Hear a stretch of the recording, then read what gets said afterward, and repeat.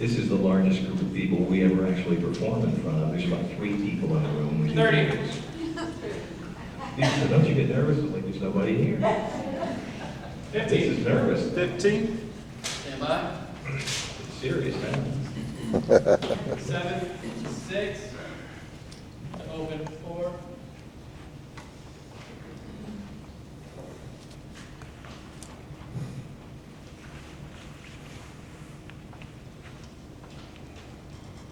And welcome to the Fox 17 Town Hall on Common Core. Good evening, everybody. I'm Scott Couch, welcoming you to the campus of Trevecca University.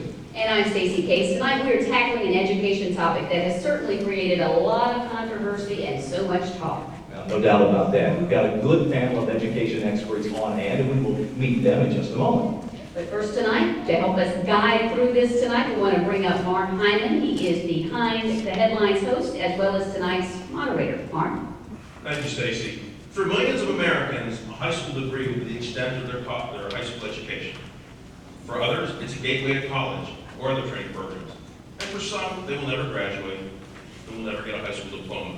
Education, we know, is so very important. So tonight we're talking about that, and specifically Common Core. The Common Core state standards become very controversial. Now we have a lot of people in this audience who are anxious to ask a lot of questions. But you at home can also be a part of this important discussion. I'll tell you how you can join in just a moment. But first, I want to talk about our panel of experts because they're here tonight to discuss, debate the topic, and answer your questions. So let's go ahead and meet them. Joining us tonight is Jason Hibbeling. He's a teacher with the William Henry Oliver Middle School. Cicely Woodard. She's a teacher with the Rose Park Magnet Middle School. Julie West. She's with Parents for Truth in Education. And David Mansouri. He's Executive Vice President of SCORE, the State Collaboration for Reforming Education. Our panelists are here in their personal capacities. The views they represent are their own. I'd also like to emphasize that all the views and opinions expressed tonight do not necessarily represent the views of our host, Trevecca Nazarene University. Now, I said a moment ago that we've got a lot of folks here anxious to get started, but you at home can also join the discussion. Fox 17 anchor Bob Sellers is manning our social media desk. He'll explain how you can join the discussion. Bob? Yeah, in fact, folks, we want you to participate. Please send us your tweets at WZTV/Fox17, or you can go to our Facebook page, which is facebook.com/FoxNashville. We want to hear from you. We've had a number of people over the past couple days sending in their questions and comments, and that includes people that are pro Common Core, some that are against Common Core. We're going to cover all of the above. And Mark, a lot of people are very emotional about this topic. Thanks, Bob. And remember, please join us online because the question we asked on air might be yours. Now, this is a town hall. It's all about getting your questions asked. But the first question tonight is not going to come from our audience members. It's going to come from me. And it's going to go to our audience. I'd like our audience to respond with the sound of applause. Your 2 choices and answers are yes and no. Please respond to this statement. Tennessee schools should implement the Common Core program. Those who believe yes, please applaud.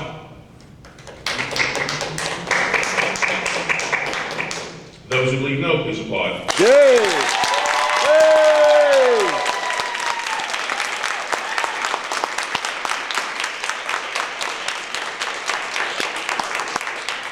I'd like to put the same question to our panelists by a show of hands. Should Tennessee implement the Common Core program? If you believe yes, please raise your hand. If you believe no, please raise your hand. So neither our audience or our panel are exactly balanced, it seems. I took math. All right, let's go ahead and start off with our first question of the evening. Please join me over here. Stand over here next to me. Please tell us who you are, where do you live, and what is your question? My name is Meredith McGurk. I'm a homeschool mom from Thompson Station, Tennessee. I teach Latin at our tutorial. We meet once a week, so I'm representing the homeschool front. There's a lot of homeschoolers out here that are concerned about Common Core because of the testing that's attached to it. In that we are required by state law to get tested at certain levels, just like all your students are doing. It affects us because they are changing the test to match the Common Core.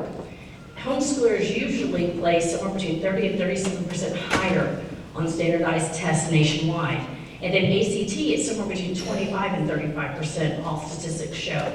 So if ACT and SAT and all of our standard testing are now adapting to the Common Core, that's going to affect homeschoolers. How do you see that as positive or negative helping the homeschoolers, and should we be concerned or not concerned about it? Jason, should married homeschoolers be concerned? I don't think there's a need to be concerned. I think one of the transitions that you're going to see when it comes to testing is that the emphasis has shifted to how are we teaching and using technology in our classrooms. And I think that that's probably something that you're doing at home too with your students, is helping them to use technology in effective ways. And so in the generation that we live in, our kids are used to it. And so it's something that it's an important transition for us to make in our classrooms as well, that we want to develop testing strategies that reflect what they normally do in their everyday lives, and that is using technology. So I think that it's not something to be concerned about because of that. Julie, you have an answer for that? I have a very different answer. As someone who has pulled a child out of public school in order to homeschool them, we've utilized the classical method, which teaches basically if you have a qualified educator, a stick and some sand, you should be able to instruct a child. And one of the reasons that many parents are pulling children from public school, from government schools, from socialized education, is because of the general worldview being put forward. And if they no longer have the ability or the right to say, you know what, we object to the mindset that is driving this, but you know what, I'm going to teach my child Latin and other classical languages. I'll teach them classical logic and debate, and they are doing just fine. And by the way, scoring much better than their peers in public school. Why should the state have the ability to come in and inject itself into that situation? It's unfair and it's un-American.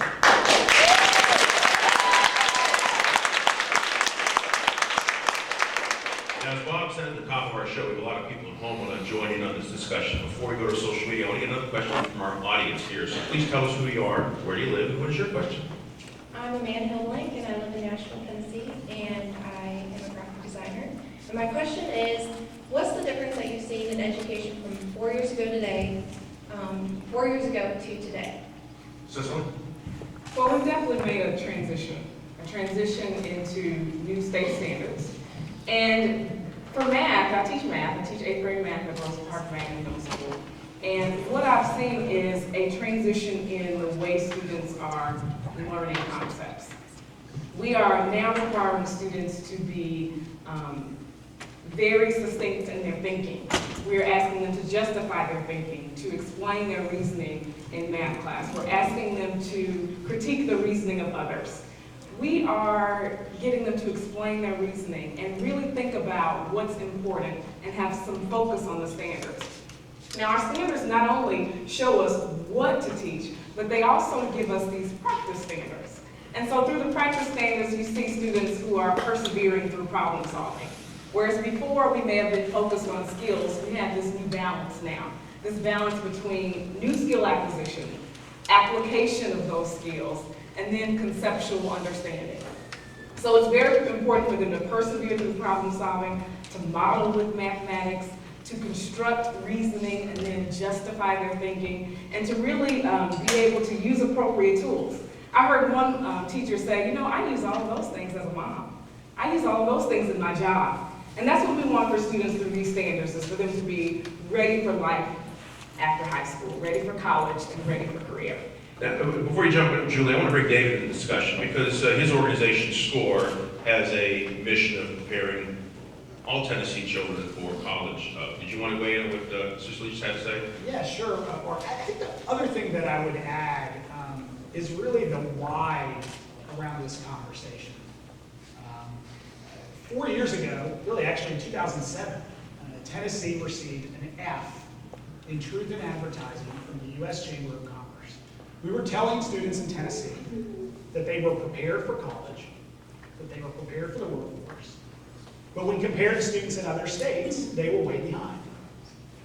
And so really the why behind this conversation and the why behind Tennessee's Common Core state standards is to make sure that the expectations that we have for students in K-12 public schools across Tennessee are just as high as the expectations we have for students in other states. And I would say, even to the homeschool question that we got earlier, which is such a great question, the expectations we should have for our students in public schools should be just as high as the expectations we have for students who are homeschooled. And really, I think that's an important part of this conversation too, as we think about the difference between the standards we had 4 years ago and the standards that have been implemented in our state over the last 4 years.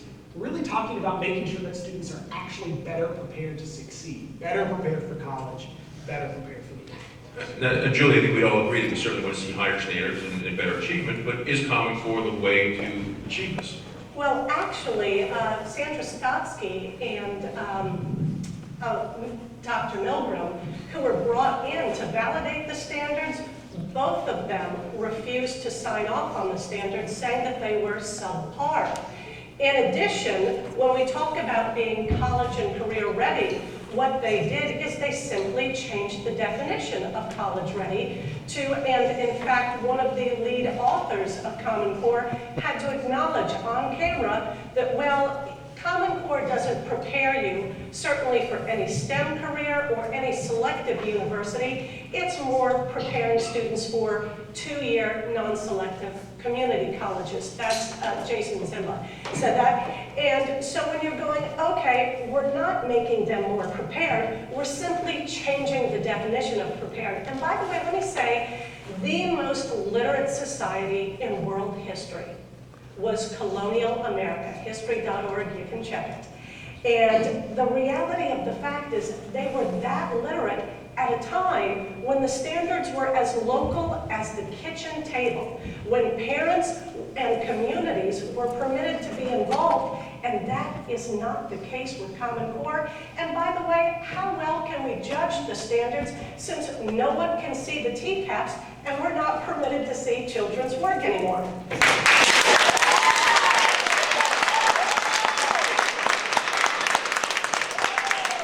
We're only a few minutes into the program. Already we've had some great questions here and some great discussion from our panelists, but we've also had people weighing in all week long from home. So let's check on our social media desk. Bob, what do you have for us? Yeah, Mark, like you said, all week long people have been sending us questions and comments. I want to review some of those and get to a couple that also came in moments ago. I do want to mention some earlier this week. Amy Ball saying, my son is doing great with it, referring to Common Core. We need to get with the times.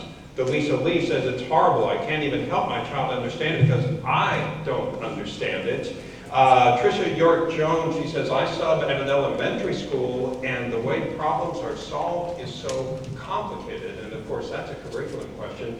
Let me take these questions right now, or comments that we just had on our Facebook page. Again, please go to facebook.com /Fox Nashville, put in your comments. Victor Mandel saying, Common Core would be a great idea if it wasn't the government running it. The government should stick to the military laws and food regulation with a horrible education system that expects unrealistic results for working, thinking, ambitious kids, and so on. He goes on, obviously believing that the government is behind this. Jody Vanderford, who is grading TCAP? Of course, they were delayed for a week, as anybody who's a parent like myself knows very well. So I guess I would ask Mark, one of the things people do ask is, where are the standards coming from? Is this a federal government involvement? Who is doing this?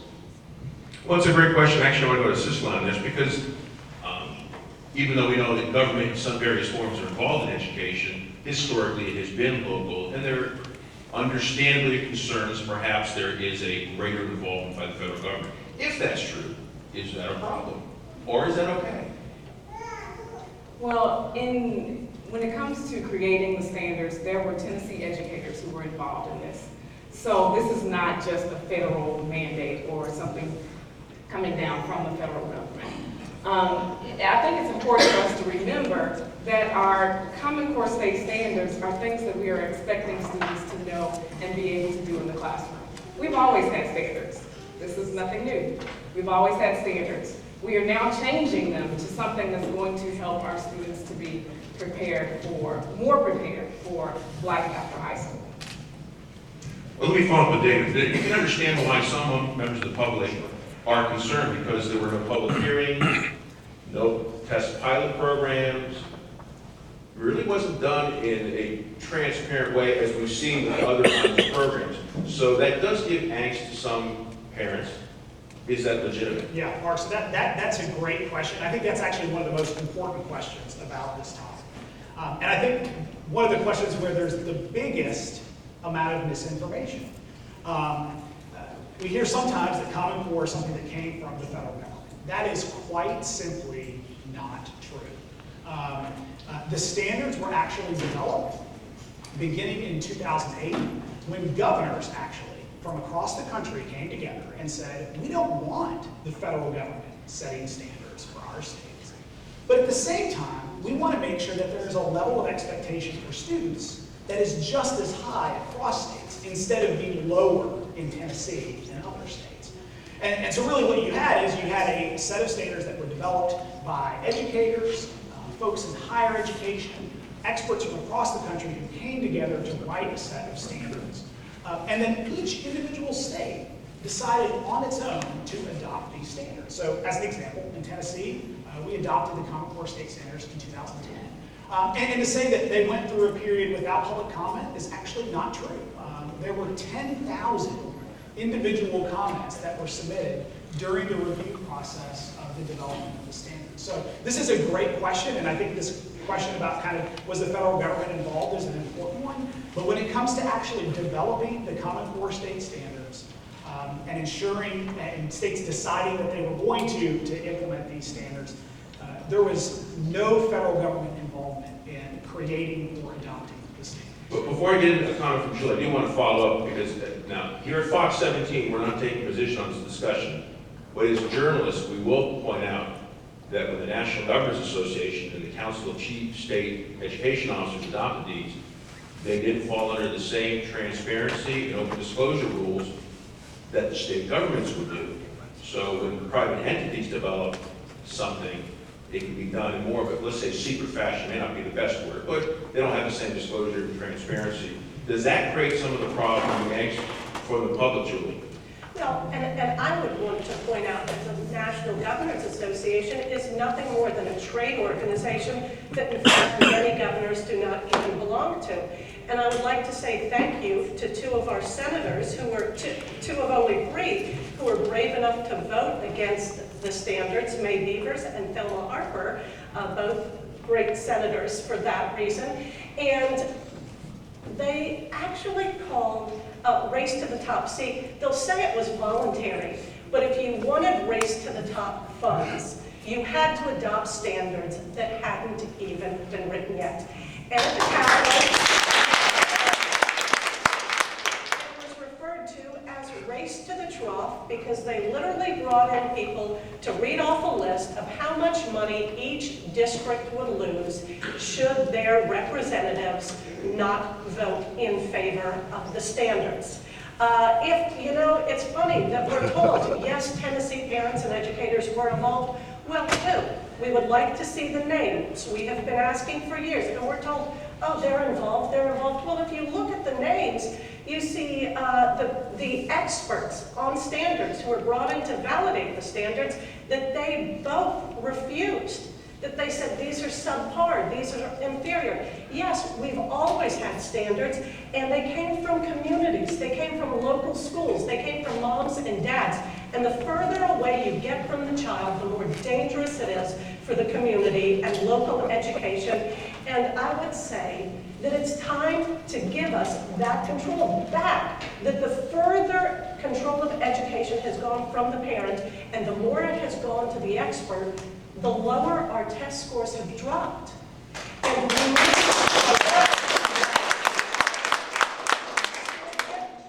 when you say, you know what, if you want this money, you have to do this, well then how voluntary are they? Sure.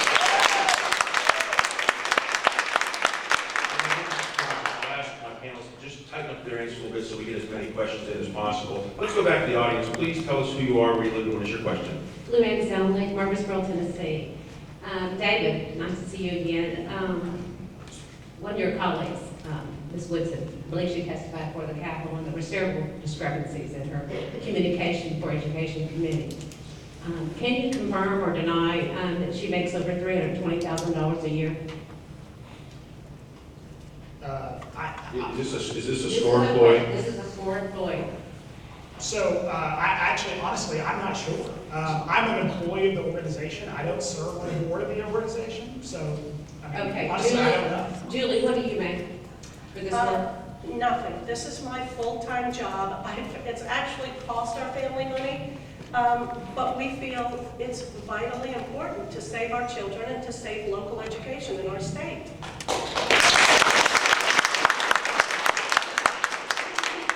To the two teachers, thank you for serving. We have wonderful students, and I love our teachers, truly do, and I want them to have every opportunity to teach the best they can. Are you all facilitators in the facilitator program with Common Core? I am a Common Core coach, yes. So you're a coach. I served as a Common Core coach for Alpha One last summer, and this summer I'm serving as a school team training series Common Core coach for 9th through 12th grade math. And so as a coach, you work with other teachers to teach math teachers how to teach math, is that correct? Well, I wouldn't necessarily say how to teach math because Or we another get, way? well, no, not necessarily. We get the autonomy to choose how we teach standards. But we do during these professional development sessions, we look deeply into the standards. We think about, this week I actually just finished a session where we've been thinking about the progressions and thinking about what students are learning in kindergarten all the way up through Algebra 2 and what they're doing in each of those grades so that we can have some vertical alignment. Okay, and a quick follow-up, because I want to bring Jason back to the Okay, discussion. just real quick. It's my understanding the National Governors Association only has the copyright. They have nothing to do with the Common Core standards, one. And secondly, one of my dear friends, Representative Rick Womack, was meeting with the governor, and he asked that one question: how many teachers in Tennessee, or how many educators in Tennessee were involved writing the standards? And it is 0. Thank you.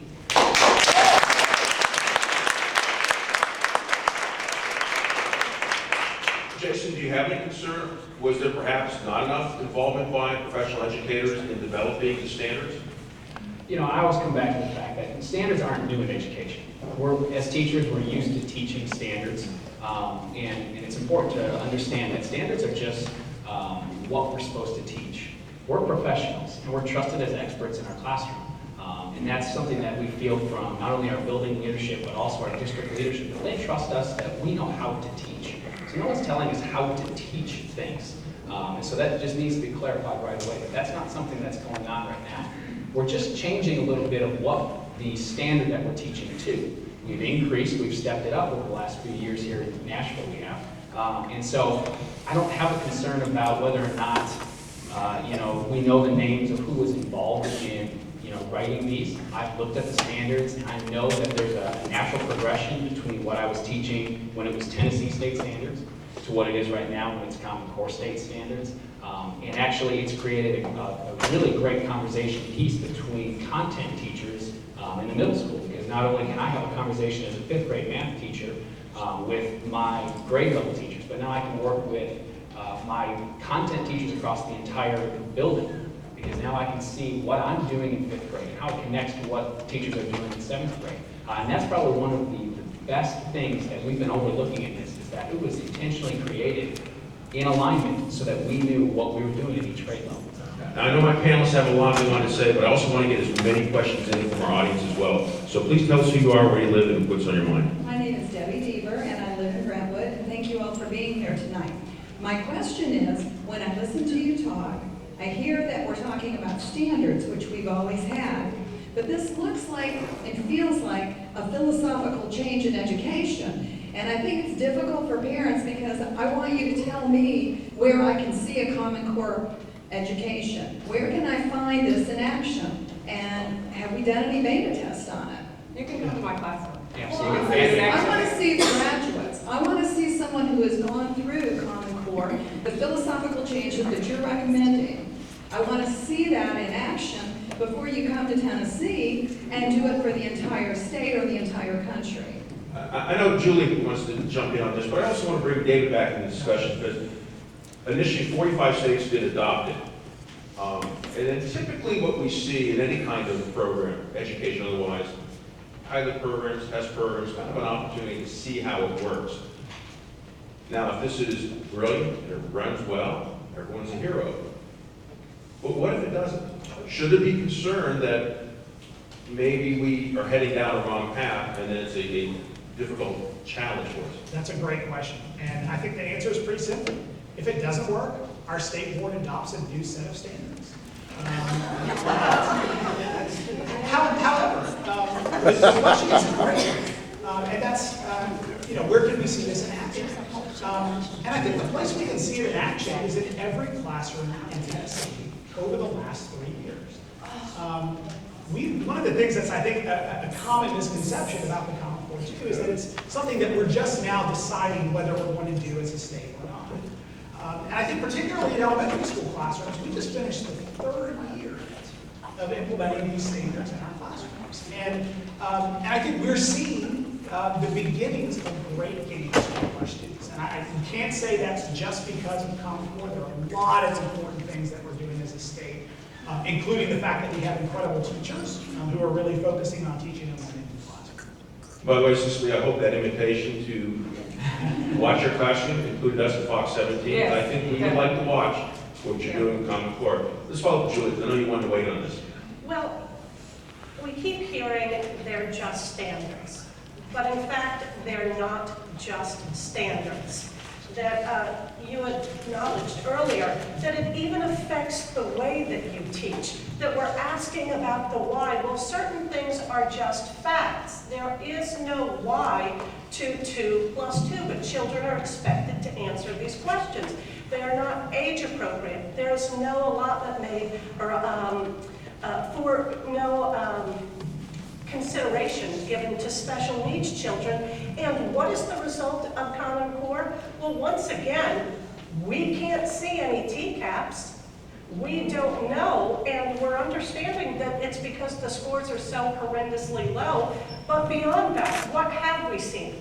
We've seen child psychology practices fill up. We've seen children come home crying daily, getting on anxiety meds. We are seeing private schools all over the state fill up. The number of homeschooling students skyrocket, and the vast majority of that shift, people would say, yeah, my kids, we couldn't handle that anymore. We could not expose them to Common Core 1 day longer. So that's what we're seeing. Well, and I'm just going to jump in real quick because I think one of the most important things in this conversation is that we have parents who are passionate about education.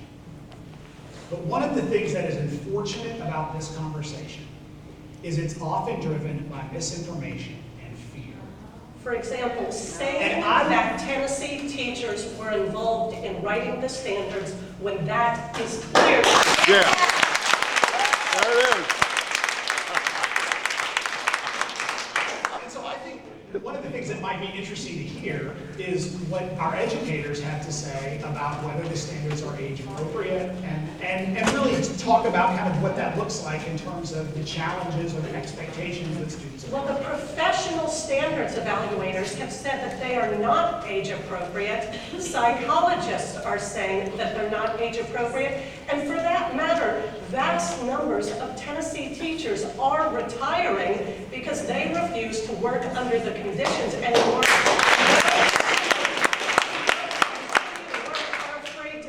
So yes, we get those who get extra money to implement CORE. They're willing to speak out because it's more money for them. All right, and I want to talk with Jason on this, and then I've got to get back to the audience and back to social media. And by the way, I also believe we have some teachers or parents here involved in special education. I'd like to hear from you this evening as well. But let's follow up with Jason. Yeah, one of the things I want to point out right away, when we start talking about TCAP, understand that we were teaching to a set of standards that encourages us to incorporate deeper thought into our teaching, that encourages us to tell kids to reason through their answers, that it brings in more technology into our classroom. And we had all these things that they're used to and adjusted to, and then we brought them back to a multiple choice test. And that was a hard transition for them to make. And so right now, we've got momentum as we're moving through this transition period. It's not easy because change is sometimes difficult to get through, but it is an important change that we're moving through. And so as we transition forward, we just need to keep focused on the fact that kids are improving. Kids are engaged in the classroom. That when we are bringing in these strategies that involve call technology and deeper thought, that it's something that they're adjusting to and that is showing growth. And then when we see that in our classrooms, because our classroom assessments don't look like TCAP, because we realize we don't live in a multiple choice world. So just keep focused on the fact that we can't put everything on TCAP, because as educators, we don't. We don't at all. And TCAP is not completely aligned to Common Core state standards. TCAP